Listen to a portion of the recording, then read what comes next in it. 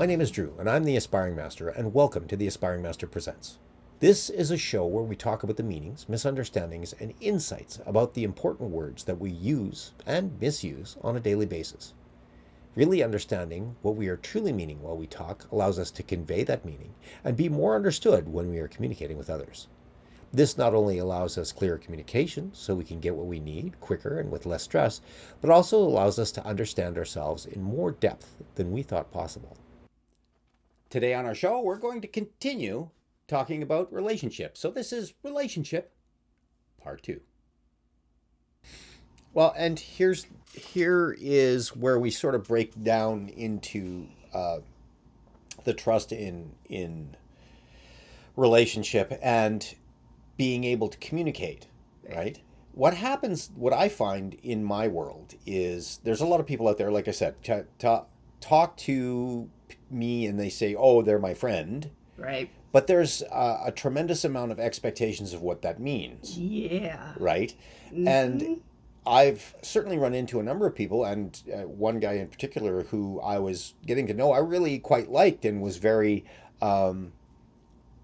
attracted to his person, to possibly form a friendship, right? Like we had those qualities where we connected on a bunch of levels. And I remember us having this conversation, and I said, yeah, well, to me, when I have a friendship, it just means that if I phone you and you say, oh, no, I'm busy this night, sorry, I can't help you, I'm like, okay, no problem. Move on, because I accept that you are busy, or maybe you don't want to do it, or whatever. I accept you as who you are.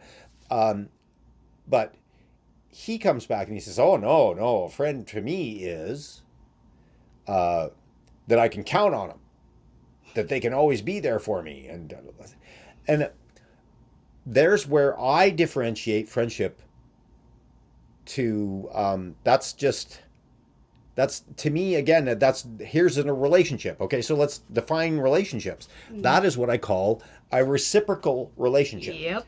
That is, back and forth. That's like, and when I'm talking about a reciprocal relationship, I'm not talking about the general things that you get from relationship, right? Because we get stuff from relationships, whether we like it or not, in relation to you and I, or for me and a friend, or even me and an acquaintance. We both get something out of it, right? We get companionship, or the chance to talk about disc golf, or whatever that is that we connect on. We have a reciprocal relationship to a great degree. But that reciprocal relationship is not... the relationship that you have is not dependent on you giving something specific back to this relationship. That's an automatic sharing. It just happens, and away you go. And when I'm talking about sharing, I'm talking about sharing. I'm just sharing. Not giving. I'm not receiving. I'm sharing. And that's what happens on the other side. You're sharing yourself, I'm sharing myself, and we both get something out of that sharing. Right. When you're talking about the reciprocal relationship, that it's like, oh, I give you this and you give me that. So there's specifics. I give you, you give me. Whereas the relationships that I have are I share myself with you and you share yourself with me, and we both have stuff that we get from it. Right. As opposed to, well, if I do this, you need to do that. Otherwise, our friendship is gone. Well, it was like, it was about a month ago. Marcus took us out for dinner, and we hung out. And then last week we had him over, and we fixed him dinner. And really hot chili. Oh my God. But Chili anyway, continue. pasta. Yeah, chili pasta. It was good. Yeah, but it was spicy. It was pretty spicy. Yeah. Yeah. Sorry. Had a problem with the hot sauce. Anyways, but if we hadn't have asked him over and we wanted to go out again, and, there was no expectation of, oh, we were going to pay for him this time, or, whatever. It's like, I can't even, because we used to go out all the time before the pandemic, and most of the time we paid for ourselves or whatever, or sometimes he'd pay for us or we pay for him or whatever. And it was never like, oh, well, I got last time, so you owe me next time. It's not like that at all. It's just kind of, this is something I want to do, so let me do it. It's like, okay. Well, and what's funny about this friend for me is that at the beginning of our relationship, he was his view of relationship was exactly that. I do something for you, you do something for me. And I kind of disavowed him from that. I said, that's not how I work. Yeah. Right? I will give what I can, when I can, to whom I want to. Right? And that's not giving. I'm just sharing my skill, sharing my stuff. I'm sharing my money, sharing my whatever it is that I'm sharing. Right. It's me sharing. It's not, oh, you've got to do something for me tomorrow now. Right? Or that you have to go out of your way to do something for me because I've done something for you, right? I do not care. So when I call you, I say, hey, Marcus, do you think you can get this done? And he's like, yeah, no, I'm not in a position, or no, I don't really want to. I've got other things to do. Or I'm going camping. I'm going camping or whatever. Yeah. There's no way I can do it. Then it's just like, okay, not a problem. Have a good one.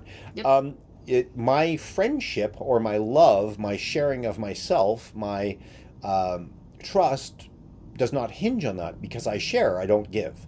And with the expectation of receiving. And reciprocal relationships, and like you said, reciprocal relationships, when it comes down to, instead of sharing relationships, when it comes down to, it's all give and take. Yeah. I give this, you take that. It's a brownie point system that never works, and everybody really has a tough time with it. And I think that when we're talking about relationships that work, and I'm even talking about friendships. I'm even talking about acquaintanceships. Mm-hmm. When you have relationships that work, yes, there is a lot of sharing that goes on. Yeah. But there really is no give and take. Because once you start expecting, you will inevitably get disappointed. And if you are inevitably disappointed, what happens is resentment shows up, resentment, and eventually the relationship will crumble. Yeah. Once one of those four horsemen start coming in. So when we're talking about the four horsemen, we're talking about something that John Gottman outlined in the book Seven Principles for a Better Marriage. Wait a minute. Now we got to look it up. I have it right here. Okay. Find it. Let's see if I can do it faster. 7 Principles for Making Marriage Work. Right. Okay. So he talks about the four horsemen. Yeah. Which are resentment, contempt, resentment, defensiveness, and stonewalling. Okay. And when he talks about it, he's talking about a marriage relationship and how they deteriorate. And he's actually one of the top people. He can tell you within 10 or 15 minutes of a couple whether they're going to divorce or not with a 95% accuracy. Something like that. Something like that. It's pretty astounding. And it's whether those four are giving their appearance in a relationship. Right. And so when we're talking about relations, and we're talking about relationship, whether it's an acquaintanceship, a friendship, or an in-love relationship, or even a relationship with family members, a kinship, okay? Yeah. You find that if you are in a reciprocal relationship, you are going to be far, far, far more likely to be angry a lot more of the time because there is so much expectation attached to it. Right.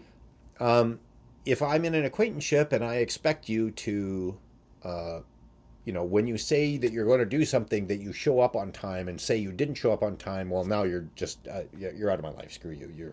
You're not dependable. You're not. I have this expectation that my friends, or acquaintances in this case for me, my friends have this rigid line of this is where you don't cross. And if you cross that, you're done. You're gone.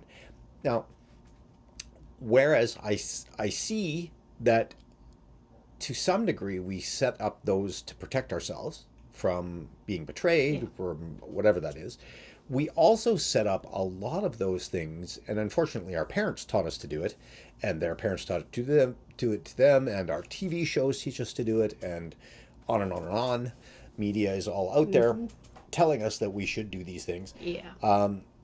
But that we have a list, and if you deviate from the list, then it's like, oh, now you're on probation. You know. And it's go ahead. I just think there are those some relationships, and I'm talking more along the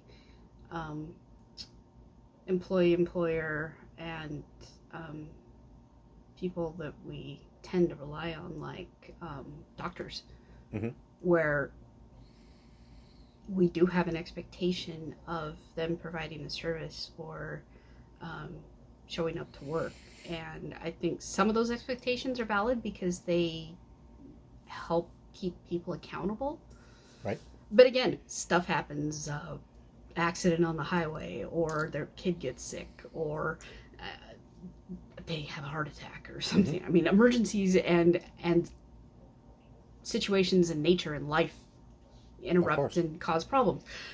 But there are some relationships, like I said, more on the professional side, where there are expectations, and I think some of them are valid because, and again, like going to the doctor, you expect your doctor to be there and provide a service. He also expects you to show up on time. Right.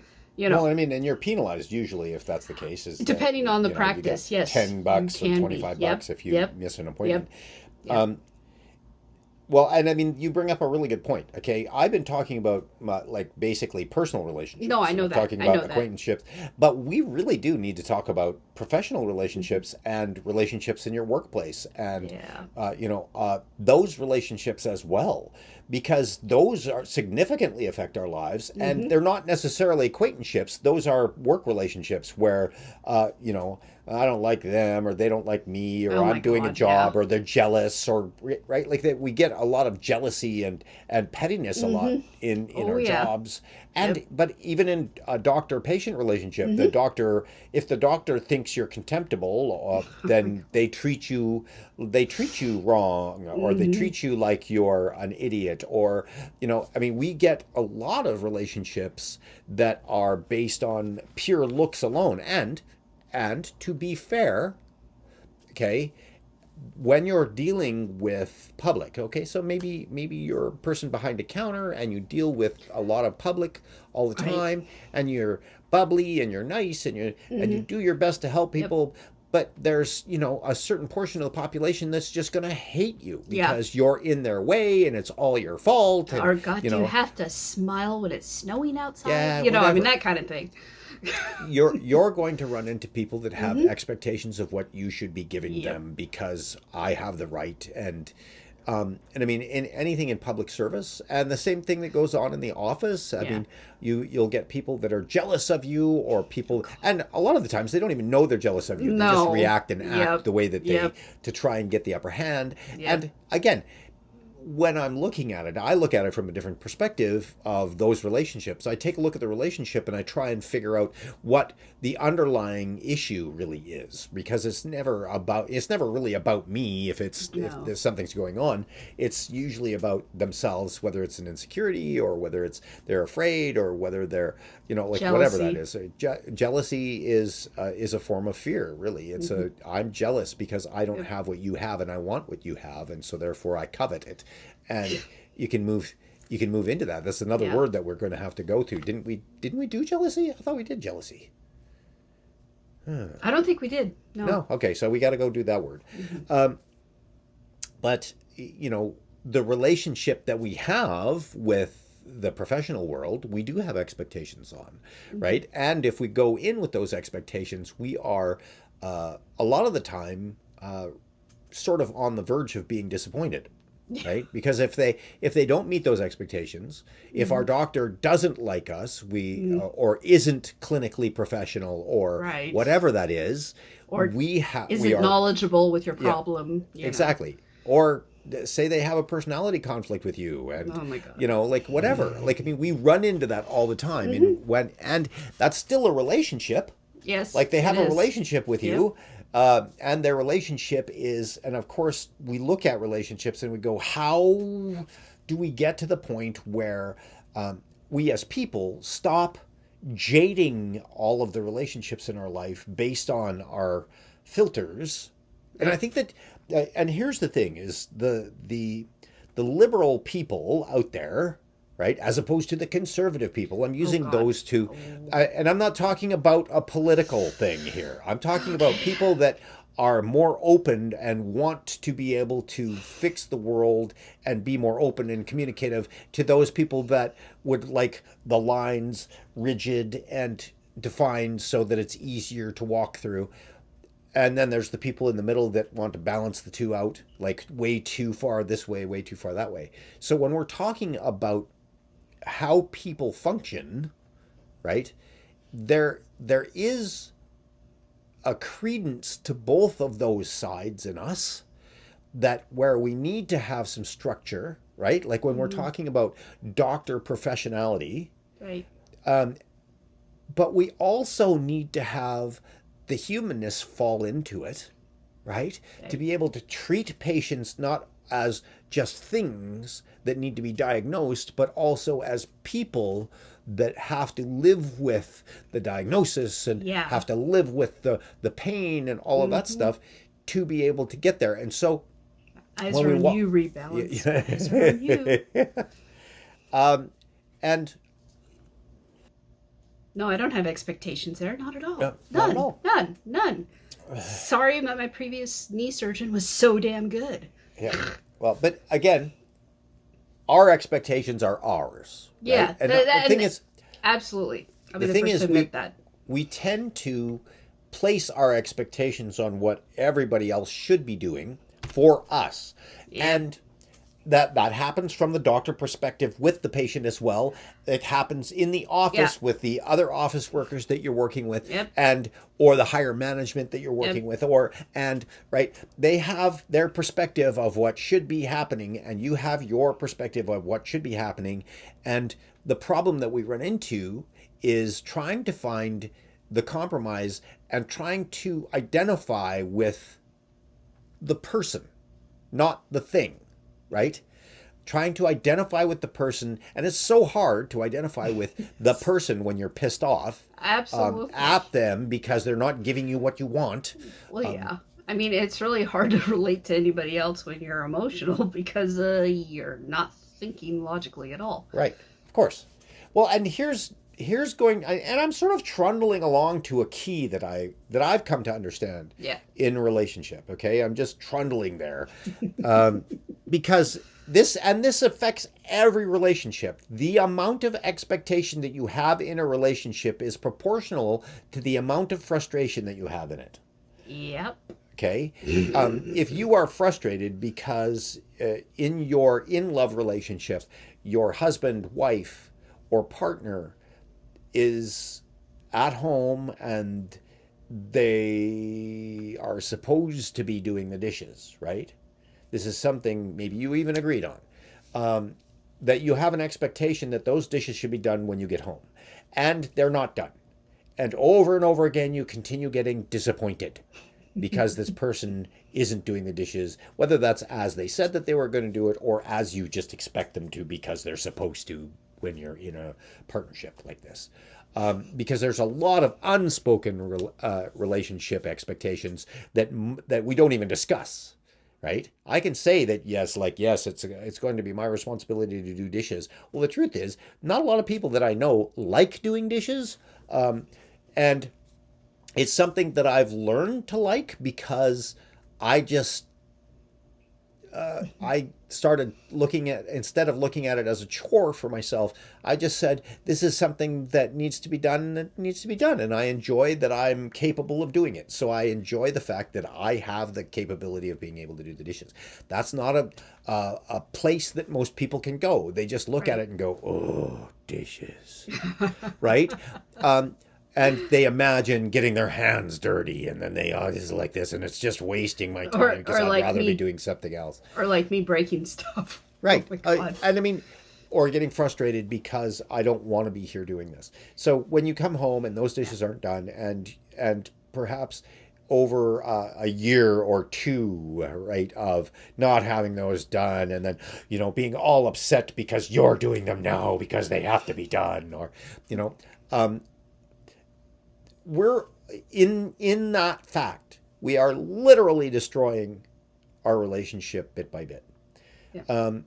And it's because, and I mean, when we get into an in-love relationship, and generally like one that's a longevity relationship with another person, we tend not to understand exactly how many expectations we actually have based on where we grew up, who we grew up with, how Right. our parents interact with each other, how our friends' parents interacted with them. Yeah. Uh, Yeah. like, I mean, just there's so many factors there and so many expectations that we don't understand that we have Mhm.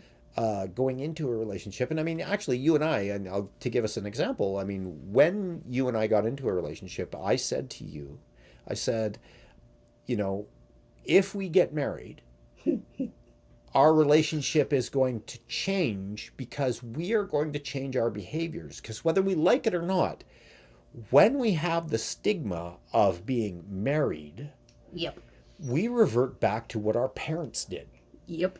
And it's like it's not even a conscious thing, and I don't even No, think it anybody wasn't can control conscious.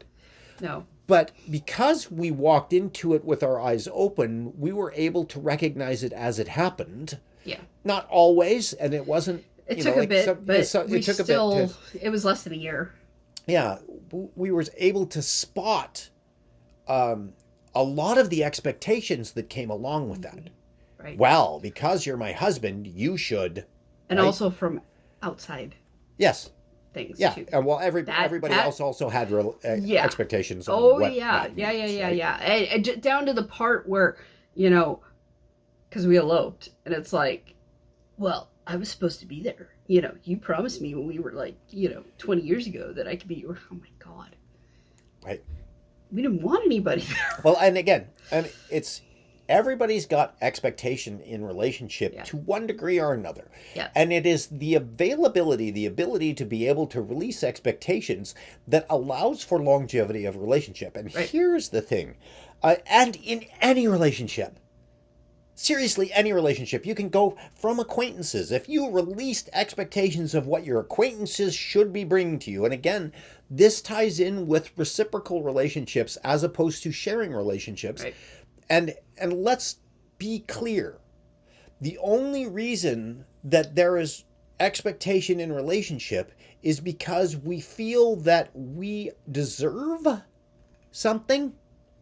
That when we get together, a lot of the times we'll get together with people that are skilled in one area where we're not.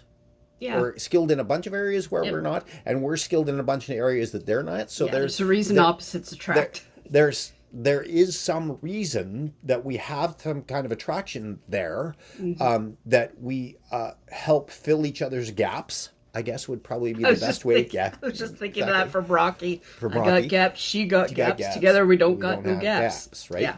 Well, and the truth is we still do, because like those are only a few areas. Right. Maybe they may be important areas, but there's Right. only a few there.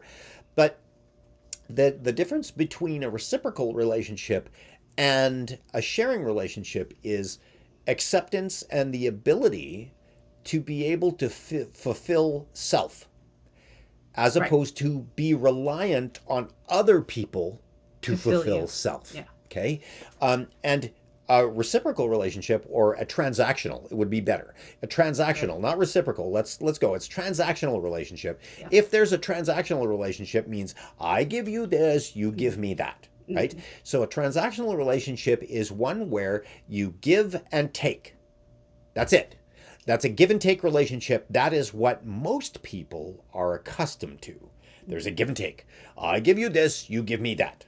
Now, and when that breaks down, I keep giving you this, and a lot of the times, unfortunately, when we're in romantic love, we have no problem giving that, right?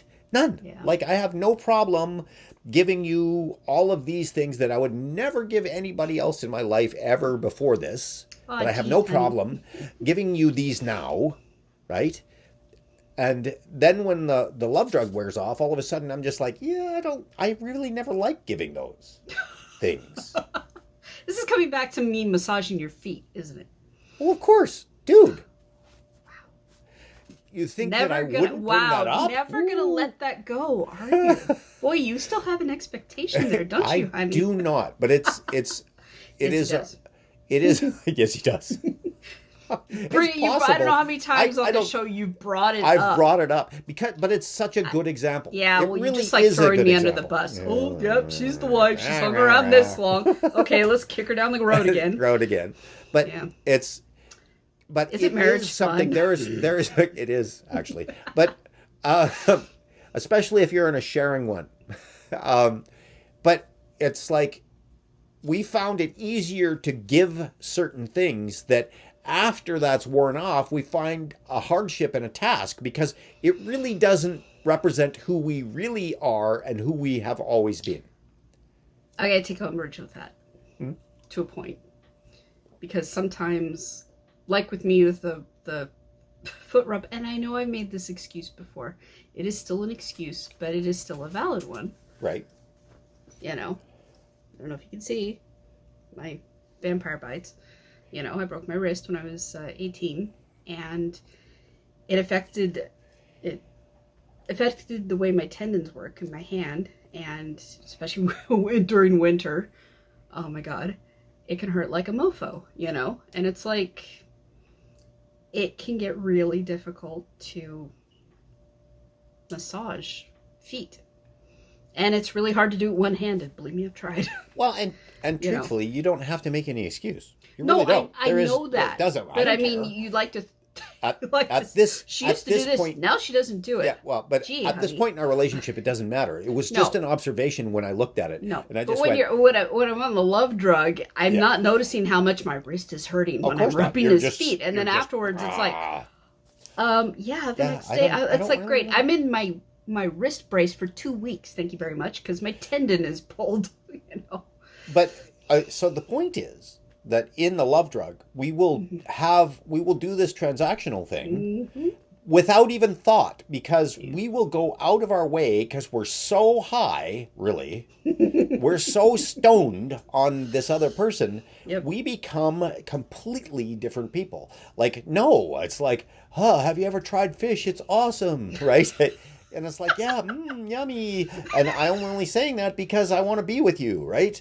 But later on, it's just like, oh, that stuff disgusts me. What are you talking about? Were we still in the love drug phase when I made you eat the fish that time? No. You didn't make me eat the fish. You said, I told really you try it's- this. It was it really was- good, and it was really good. The strawberry. The strawberries, yeah, the halibut was cooked in strawberries. Strawberries. Oh my god. It was extremely good, was- and I would never eat it because it still tastes Yeah. like fish to me. But No, it I was know that, still but it was like a you got decent- just the flavor Yeah. combo. I'd never was. tasted anything like it. It was like, okay, was a really good flavor. I know you don't like fish, but you really should taste this. So, so coming back to that, it's like when we're talking about a transactional relationship, right? Reciprocal, it happens. Like we get something from every relationship, and when you are giving in a relationship, and not expecting that somebody completely give back or have here it is, or have an expectation of what that giving should look like. Yes, Okay. that. Because it's like, you know, the whole, you're doing it wrong, you know. Exactly. It's like, I'm sorry, unless you are doing the same job every day for the entirety of that job, you're not going to do things the same way every time. I actually worked a job where you pretty much did the same thing every day, and with very, very few variations. And we had that kind of job once. And I can tell you, most other workplaces, most other situations, you are not going to do that. Something will be different. But it's like, and you can't dictate how people should, you know, well, your tone of voice, or you didn't hug me first, or, you know, you didn't say the right thing, you know. That's not something you say to a grieving person, you know. And if you, especially if you encounter anybody who doesn't have a clue about grief or has never done personal growth work, it's like they're going to be a little clueless on this. You can't expect people to know the same things, react the same way, have had this. Obviously, they're not going to have the same experiences. So why are we putting the same expectations that maybe we would put on ourselves? And, well, this is how I would react. Well, that's not how you're going to react. You know? So it's like, it's frustrating. Well, I mean, it's frustrating to all of us because whether we realize it or not, we still have those expectations, even when we're conscious. Like, I mean, I'm a fairly conscious person. Yeah. I still run into those expectations. Yeah. You know, it's like, and I can tell that I'm running into those expectations because I get frustrated. Or possibly even angry. And I go, you were yelling at your camera earlier. Right, exactly.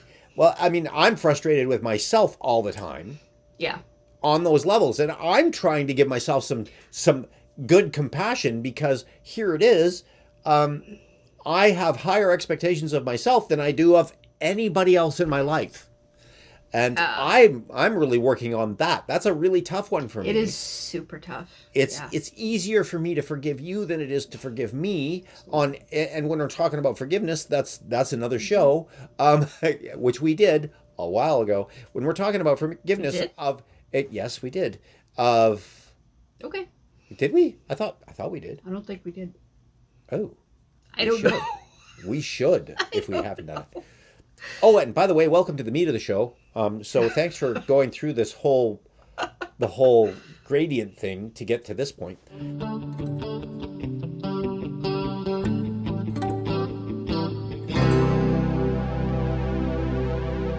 Okay, so we have a transactional relationship, which is the majority of relationships out there that I see. Yep. And again, with transactional relationships, there's a lot of the times that there's no definitive boundaries to them. That's like, the guys that bring roses so that they can get into somebody's bed, right? Because it's like, if I bring roses, she'll feel nicer towards me and then we can get to bed. You need to say what you saw on Valentine's Day because that was that was priceless. So funny. Now, Tally and I, to give you an idea, I don't really hold Valentine's Day in contempt. I used to a long time ago, but I don't really hold it in contempt anymore. Well, we usually don't even celebrate it. We celebrate the 15th, and we called it Deadpool Day because that was the day that we saw the first Deadpool movie. And we'd gone out and gotten the half-price Valentine's chocolates. Like, this is more fun than actually, who needs them? When everyone else is doing it. And again, it's like, part of it was fighting against the man. But anyway, it's like, so I go in to get some stuff from Thrifties the other day. And of course, it's Valentine's Day. And there's this huge lineup of working class guys with, flowers, right? And I'm laughing. He's on the phone with me while he's there. I'm talking to him. I says, "This is hilarious." Yes, this is hilarious. And it's not hilarious to the people, by the way. I'm just saying it's hilarious to me because I can see the irony of, like, I forgot Valentine's Day, or I need to go get some flowers for my woman because it's an expectation. And here's where we talk about relationship expectations. Yeah. If you love me, you would. Right? So here's that transactional relationship that we're talking about. If you bring me flowers, I will. Right? Or here's the expectation. I bring you flowers and you should. Right? Yeah. So here's this transactional relationship that a lot of the times we have unspoken transactions.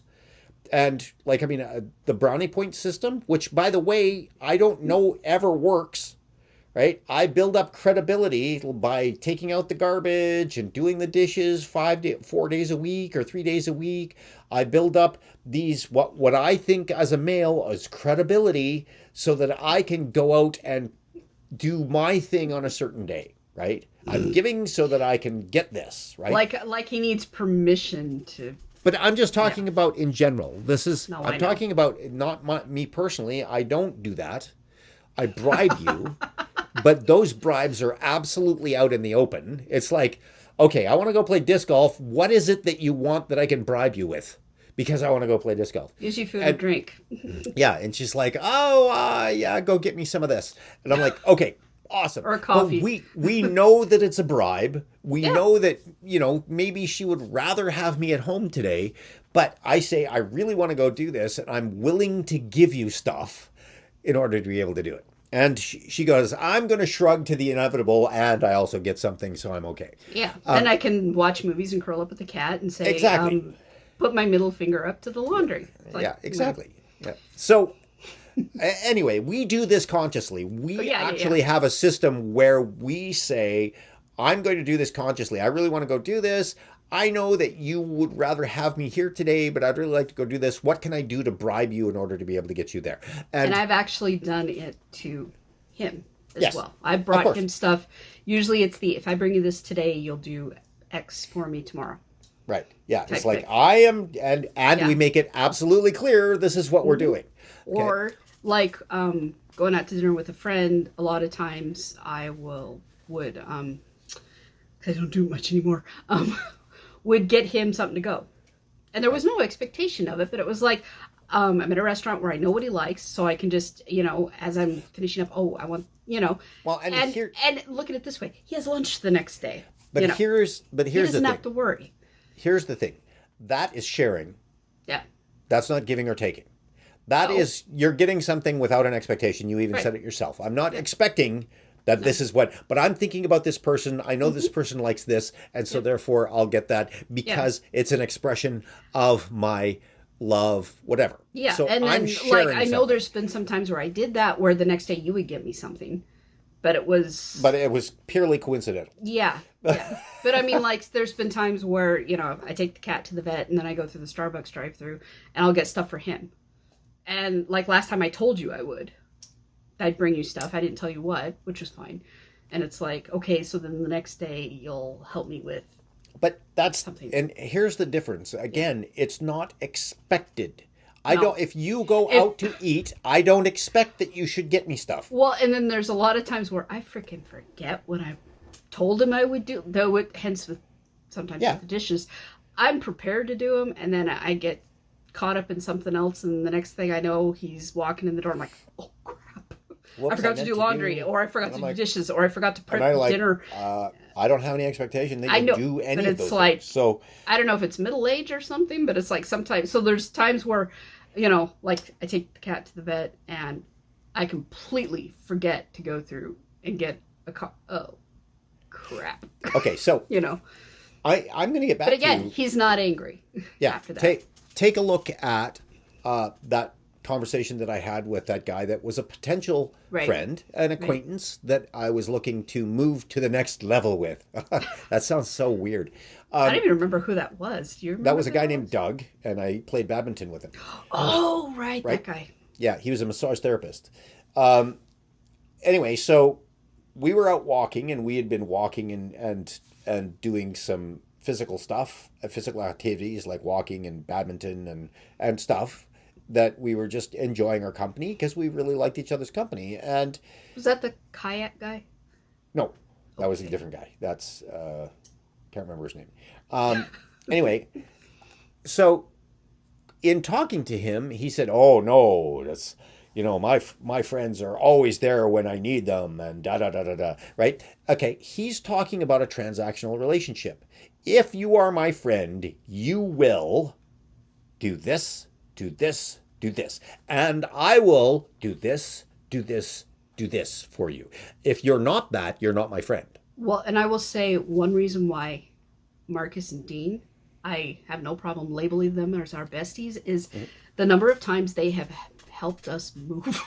Yeah. And you really find out who your friends are when you have to. I'm not dissing anybody else who couldn't help or we didn't ask, because that expectation is not there. But again, we ask, and if they can't do it, it's fine.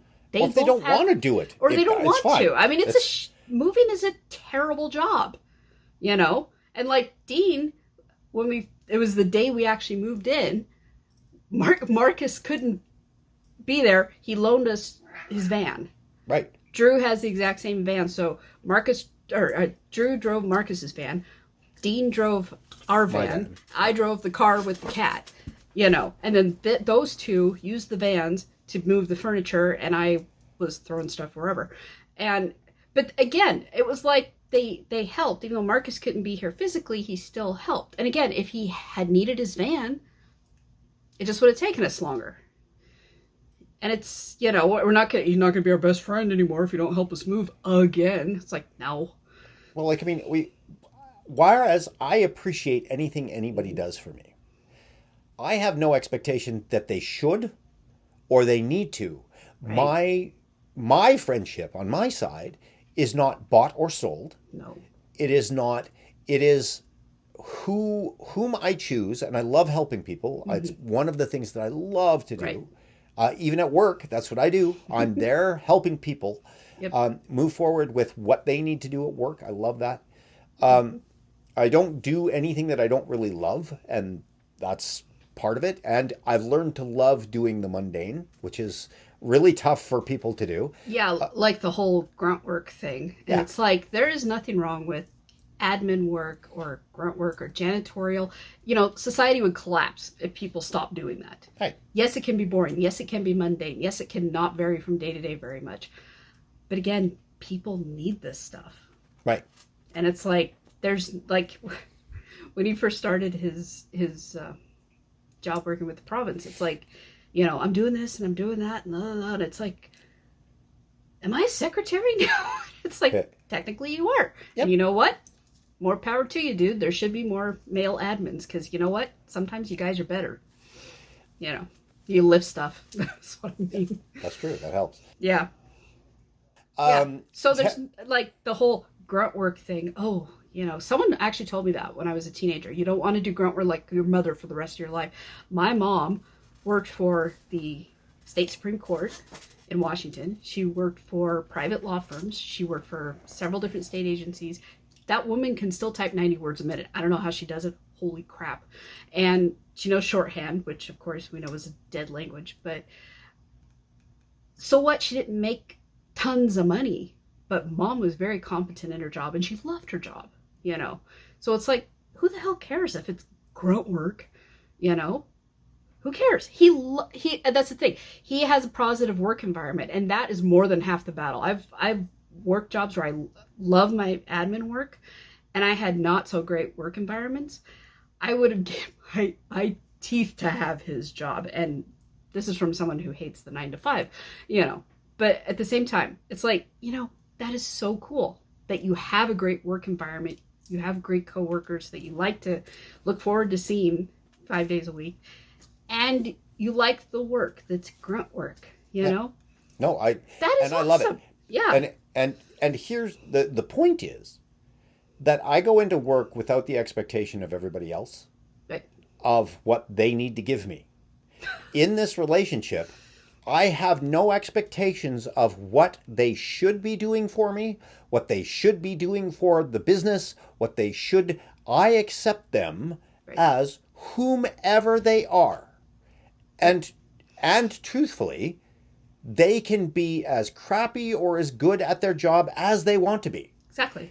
It has no bearing on who I am and what it is that I choose to do in any given situation. So, now when I say that, that's not the case for most people. The expectation is, if I go there, I need to get this, I need to get that, this is what I need to have, this is what I have to have, this is what I have to do, this is all I'm doing, this is, right, all of those things.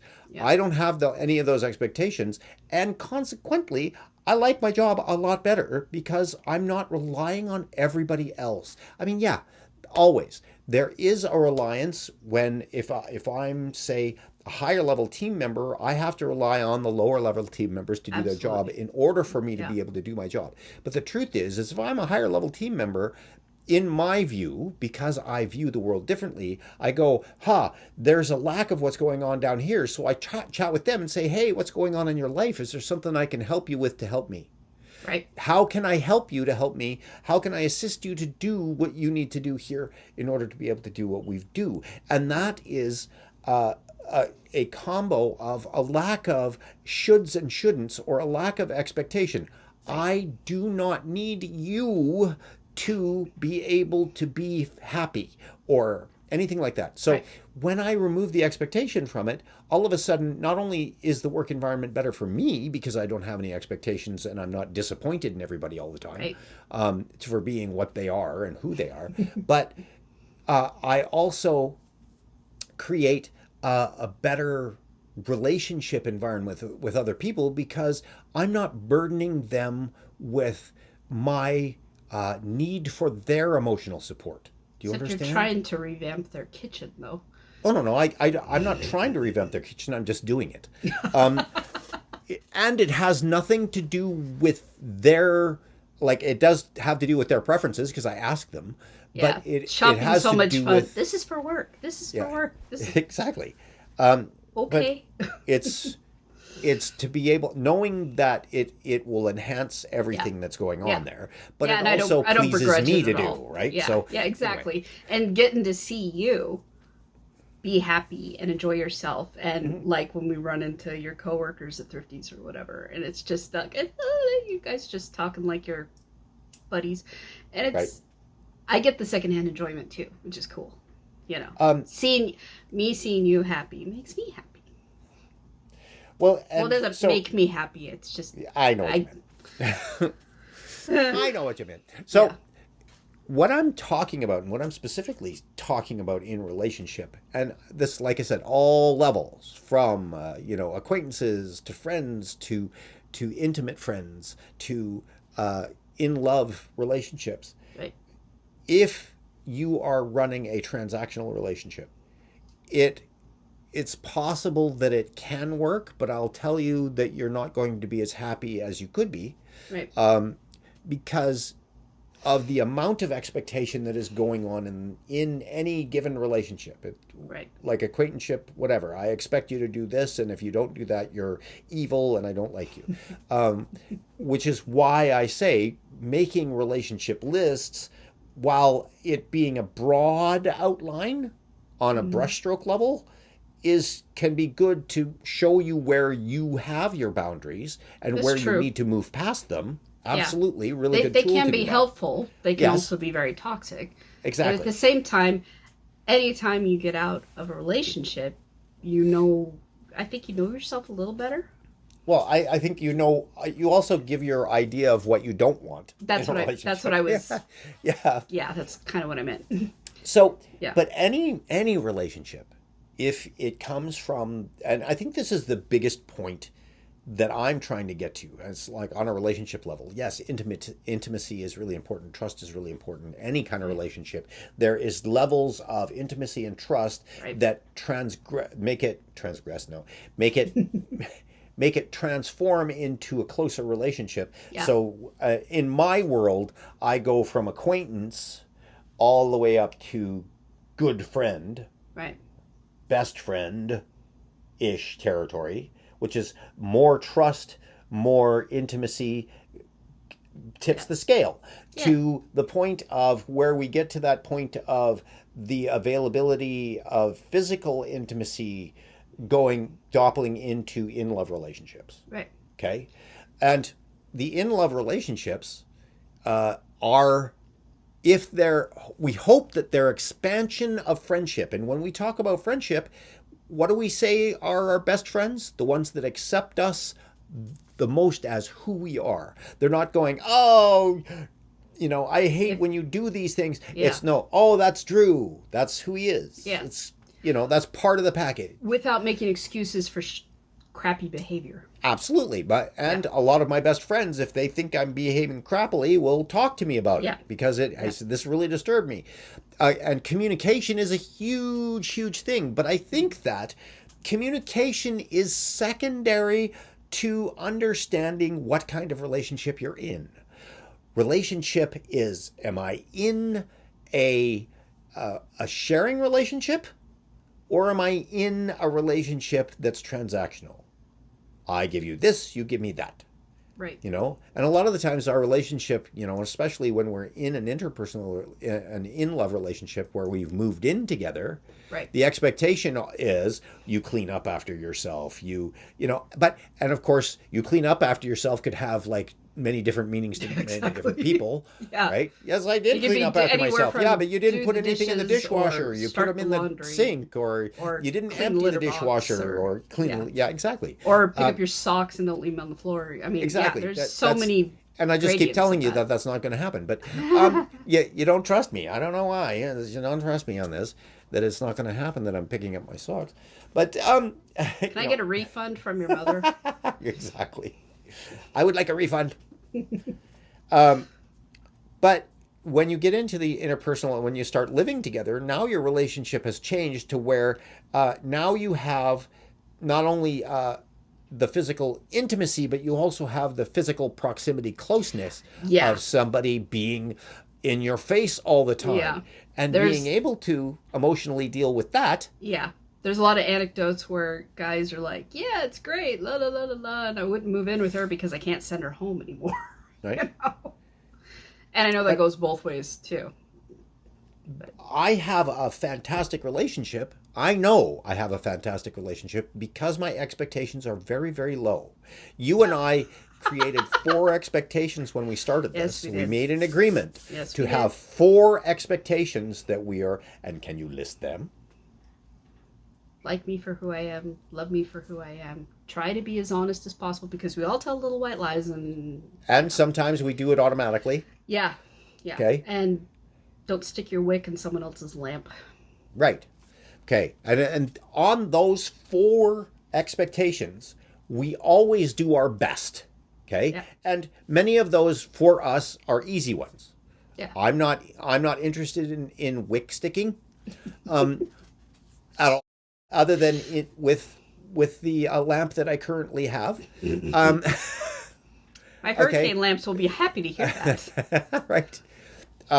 And I always do my best to be honest. Mm-hmm.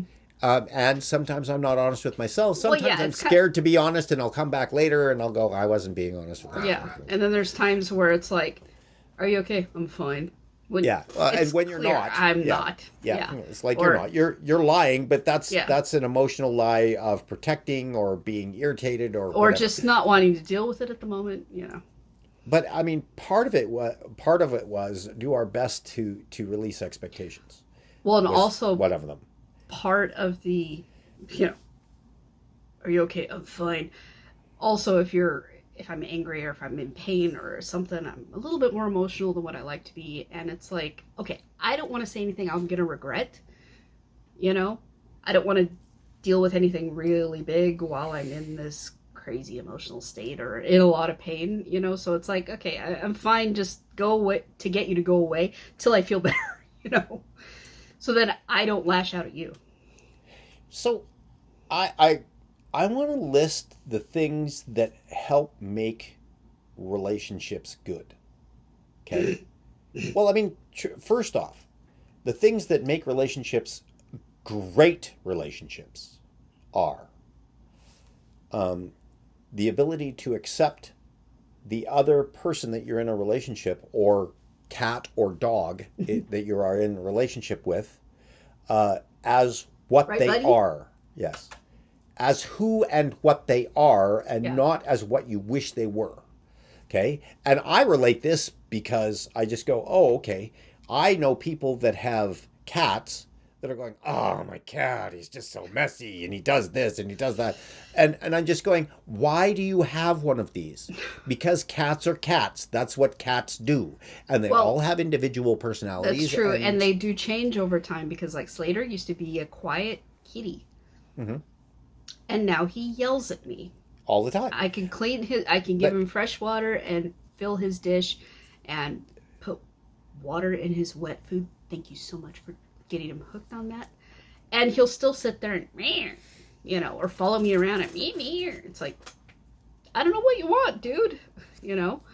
But so when we're talking about another person or an animal, we accept them as who and what they are without if you can, without reservation, Right. without expectation. Okay, to release the expectations, to Right. really not have a transactional relationship with another person. Right. Do our best to not have a transactional relationship with the other person, because transactional relationships create a lot of dissent and a lot of anger and Right. a lot of and I now here's what people have told me or asked me about that said, oh well, I can't, like, if you're gonna live together you have to have, and I said, like, no, you don't, you really don't.